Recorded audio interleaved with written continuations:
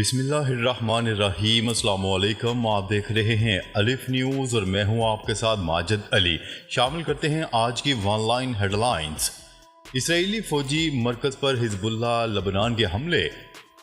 حزب اللہ لبنان نے اپنے ایک مجاہد کمانڈر کی شہادت کے جواب میں غاصب صہیونی حکومت کے فوجی مراکز پر میزائلوں کی بارش کر دی۔ ایرانی خبرساں ادارے کی رپورٹ کے مطابق حزب اللہ لبنان نے ایک بیان جاری کر کے بتایا کہ اس کے مجاہدین نے مقبوضہ جولان اور اسبا الجلیل نامی علاقے میں غاصب صہیونی حکومت کے فوجی مراکز پر میزائلوں سے وسیع حملے کیے ہیں۔ حزب اللہ کے مجاہدین نے مثلث التحیات نامی علاقے میں غاصب صہیونی فوجیوں کے جمع ہونے کے ایک مرکز پر بھی راکٹوں سے حملہ کر دیا۔ حملے میں بڑے پیمانے پر جانی و مالی نقصان کی اطلاعات موصول ہوئی ہیں۔ حماس پہلے مرحلے میں مکمل جنگ بندی کے مطالبے سے پیچھے ہٹ گئی۔ حماس کی جانب سے غزہ جنگ بندی کے حوالے سے اپنا رد عمل ثالثوں تک پہنچانے کے اعلان کے بعد اسرائیلی وزیر اعظم نیتن یاہو کے دفتر نے اطلاع دی ہے کہ حماس کی تجویز پر تبادلہ خیال کے لیے جمعرات کی شام سیکیورٹی اجلاس منعقد ہوا۔ ذرائع نے بتایا ہے کہ نیتن یاہو ملاقات سے قبل جنگ بندی کے مذاکرات کے لیے اپنی ٹیم کے ساتھ مشاورت کریں گے۔ حماس نے معاہدے کے پہلے مرحلے میں جنگ بندی کی شرائط کو ترک کر دیا۔ روس کا کہنا ہے کہ نیٹو ہماری سرحدوں پر پیر جما رہا ہے اور ہم اس کا جواب دیں گے۔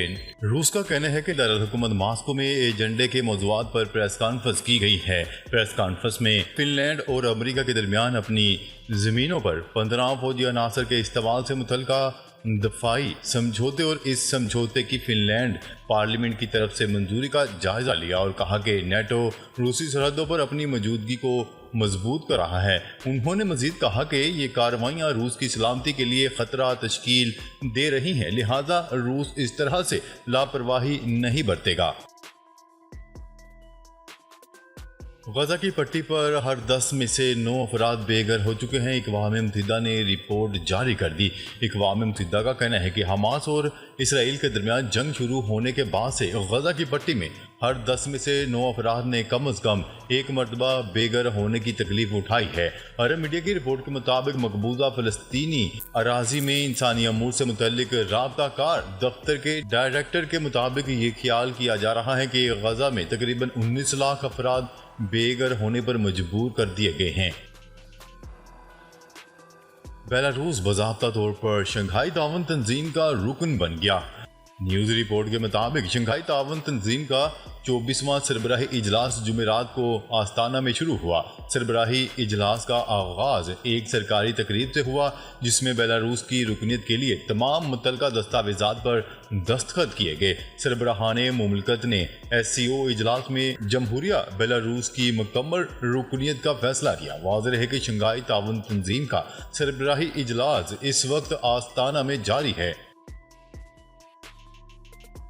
ترک صدر کی روس اور یوکرین جنگ کے خاتمے میں مدد کی پیشکش روس نے مسترد کر دی۔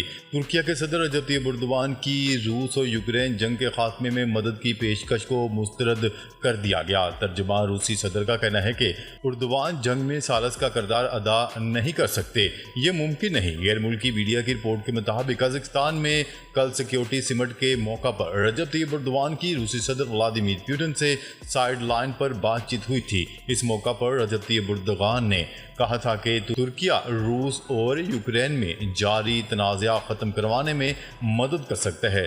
ترکیہ کے صدر کا کہنا تھا کہ یقین ہے دونوں فریقین کے لیے منصفانہ امن ممکن ہے۔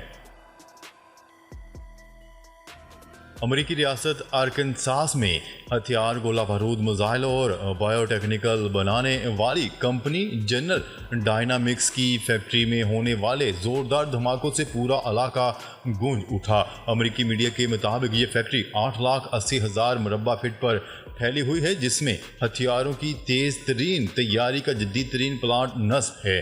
اس فیکٹری میں دھماکے کے بعد آگ کے شعلے آسمان تک بلند ہوئے۔ پراسرار دھماکوں کے نتیجے میں کم از کم 2 افراد زخمی ہوئے ہیں جبکہ ایک شخص لاپتہ ہے۔ آسٹریلیا کی پارلیمنٹ کی چھت پر مظاہرین نے فلسطینی بینرز لہرا دیے۔ عالمی خبرسہ ادارے کی رپورٹ کے مطابق آسٹریلوی پارلیمنٹ کے سامنے فلسطین کے حامیوں نے اسرائیلی جارحیت کے خلاف احتجاجی مظاہرہ کیا۔ مظاہرین نے آزاد فلسطین کے حق میں نعرے بازی کی۔ مظاہرین کا کہنا تھا کہ غزہ میں اسرائیل جنگی جرائم میں ملوث ہے، ہم اسرائیل کی جارحیت کو معاف نہیں کریں گے اور اس بربریت کے خلاف مزاحمت جاری رکھی جائے گی۔ مقبوضہ کشمیر میں بھارتی فوج کے اڈے پر پراسرار دھماکہ، ہلاکتوں کا خدشہ۔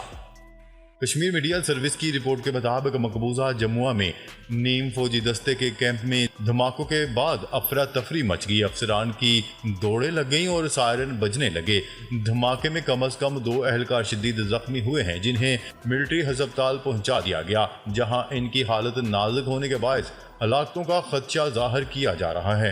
زخمی اہلکار کی شناخت سپاہی انیل کمار اور ستویر سنگھ کے ناموں سے ہوئی ہے۔ مبینہ طور پر دونوں اہلکار گرنیڈ کے باکس کو منتقل کر رہے تھے اور اس وقت دھماکہ ہوا۔ کیلیفورنیا کے جنگلات میں لگی آگ بے قابو، ہزاروں افراد کا انخلا۔ بین الاقوامی خبرسہ ادارے کی رپورٹ کے مطابق گزشتہ روز اورول شہر میں لگنے والی آگ نے 3,500 ایکڑ علاقے کو اپنی لپیٹ میں لے لیا۔ حکام کے مطابق امریکی ریاست کیلیفورنیا کے شمالی علاقے میں لگنے والی آگ بجھانے کے لیے 1500 اہلکاروں کو تعینات کیا گیا۔ آگ سے کسی شہری کے زخمی ہونے کی اطلاعات نہیں ملی، البتہ آگ بجھانے کے دوران 4 فائر فائٹر معمولی زخمی ہو گئے۔ امریکی میڈیا کا کہنا ہے کہ 2018 میں آگ سے متاثر ہونے والے علاقے پیراڈائز کے ایک بار پھر آگ کی زد میں آنے کا خدشہ ہے۔ جو بائیڈن صدارت کی دوڑ سے پیچھے نہیں ہٹیں گے، وائٹ ہاؤس کی ترجمان نے جو بائیڈن کے صدارتی الیکشن سے دستبردار ہونے کے تاثر کو یکسر مسترد کرتے ہوئے کہا ہے کہ صدر جو بائیڈن حکمران جماعت ڈیموکریٹک کے امیدوار کی حیثیت سے دستبرداری کا کوئی ارادہ نہیں رکھتے۔ عالمی خبرسہ ادارے کی رپورٹ کے مطابق 81 سالہ امریکی صدر جو بائیڈن بڑھتی عمر اور کمزور ہوتی یادداشت پر پہلے ہی تنقید کی جا رہی تھی، لیکن صدر ٹرمپ کے ساتھ براہ راست مباحثے میں متاثر کن مقابلہ نہ کر پانے کے باعث ان کی مشکلات میں اضافہ ہو گیا۔ اسرائیلی فوج نے جنوبی لبنان کے علاقے میں ڈرون حملے میں حزب اللہ کے اہم ترین کمانڈر محمد ناصر کو ہلاک کرنے کا دعویٰ کر دیا۔ عرب میڈیا کی رپورٹ کے مطابق حزب اللہ نے بھی اپنے کمانڈر محمد ناصر کی شہادت کی تصدیق کر دی ہے، تاہم یہ نہیں بتایا گیا کہ وہ کب اور کس کے حملے میں جان کی بازی ہار گئے۔ اسرائیلی حملے میں کمانڈر محمد ناصر کے ساتھ ایک جنگجو اور ایک شہری بھی شہید ہوا۔ اسرائیلی فوج کے ذرائع نے عرب میڈیا کو بتایا کہ حماس کے ساتھ جنگ میں 9 ماہ کے دوران لبنان میں مارے جانے والے حزب اللہ کے کمانڈروں میں سے سب سے اہم ترین کمانڈر ہیں۔ غزہ پر اسرائیلی حملوں کی حمایت جو بائیڈن انتظامیہ کے 9 عہدیدار مستعفی۔ غزہ پر اسرائیلی وحشیانہ بمباری پر امریکی صدر جو بائیڈن کی نرم پالیسی اور حمایت پر ان کی انتظامیہ کے مزید 9 عہدیداروں نے اپنے عہدوں سے استعفیٰ دے دیا۔ عرب میڈیا کی رپورٹ کے مطابق مستعفی ہونے والے عہدیداروں کا کہنا ہے کہ امریکی صدر جو بائیڈن نے فلسطینی علاقے میں اسرائیلی مظالم پر آنکھیں بند کر رکھی ہیں۔ امریکی صدر جو بائیڈن کی اسرائیل کے بے جا حمایت اور غزہ پالیسی سے نالا مستعفی ہونے والے امریکی حکام میں سابق معاون خصوصی برائے امریکی محکمہ داخلہ مریم حسنین بھی شامل ہیں۔ آئی ایم ایف کی ایک اور شرط پوری، وفاقی کابینہ نے بجلی مہنگی کرنے کی منظوری دے دی۔ آئی ایم ایف کی ایک اور شرط پر عمل درآمد کر لیا گیا۔ وفاقی کابینہ نے بجلی کے بنیادی ٹیرف میں اضافے کی منظوری دے دی۔ ذرائع کے مطابق نیپرا نے حکومت کو بجلی کے بنیادی ٹیرف میں 5.72 روپے فی یونٹ اضافے کی سمری ارسال کی تھی۔ بنیادی ٹیرف میں اضافے کا فیصلہ مالی سال 2024-25 کے لیے اور اضافے کا اطلاق 1 جولائی 2024 سے کرنے کا فیصلہ دیا گیا تھا۔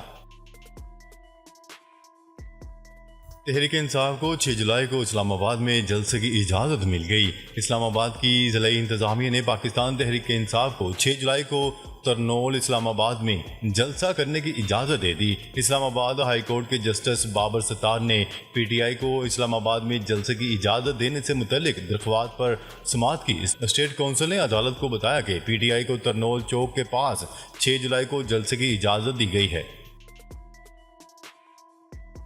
افغانستان سے ہونے والی دہشت گردی تشویشناک ہے، وزیراعظم شہباز شریف۔ وزیراعظم شہباز شریف نے شنگھائی تعاون تنظیم کے سربراہی اجلاس سے خطاب میں کہا کہ افغانستان سے ہونے والی دہشت گردی تشویشناک ہے۔ ان کا کہنا تھا کہ افغانستان میں پائیدار امن مشترکہ ہدف ہے۔ افغان حکومت کو یقینی بنانا ہوگا کہ اس کی سرزمین کہیں بھی دہشت گردی کے لیے استعمال نہ ہو۔ افغانستان میں پائیدار امن ہمارا مشترکہ ہدف ہے۔ وزیراعظم کا کہنا تھا کہ خطے کے روشن مستقبل کے لیے جغرافیائی سیاسی محاذ آرائی سے خود کو آزاد کرنا ہوگا۔ سونے کی فی تولہ قیمت میں 1000 روپے کا اضافہ۔ عالمی مارکیٹ میں فی اونس سونے کی قیمت $10 کے اضافے سے $2355 کی سطح پر پہنچ گئی ہے۔ مقامی صرافہ مارکیٹ میں 24 کیرات کے حامل فی تولہ سونے کی قیمت 1000 روپے کے اضافے سے 2,43,300 روپے ہو گئی۔ ڈالر مہنگا، دیگر کرنسیوں کی قیمت میں بھی اضافہ۔ انٹر بینک میں امریکی ڈالر کے مقابلے میں پاکستانی روپے کی قدر میں معمولی کمی ریکارڈ کی گئی۔ اسٹیٹ بینک آف پاکستان کی جانب سے جاری اعداد و شمار کے مطابق انٹر بینک میں ڈالر کی قیمت میں 10 پیسے کا معمولی اضافہ ریکارڈ کیا گیا، جس کے بعد ڈالر 278.40 سے بڑھ کر 278.50 کا ہو گیا۔ ناظرین، اب تک کے لیے اتنا ہی۔ مزید خبریں لے کر بہت جلد آپ کی خدمت میں حاضر ہوں گے۔ تب تک کے لیے اپنا خیال رکھیے گا۔ اللہ نگہبان۔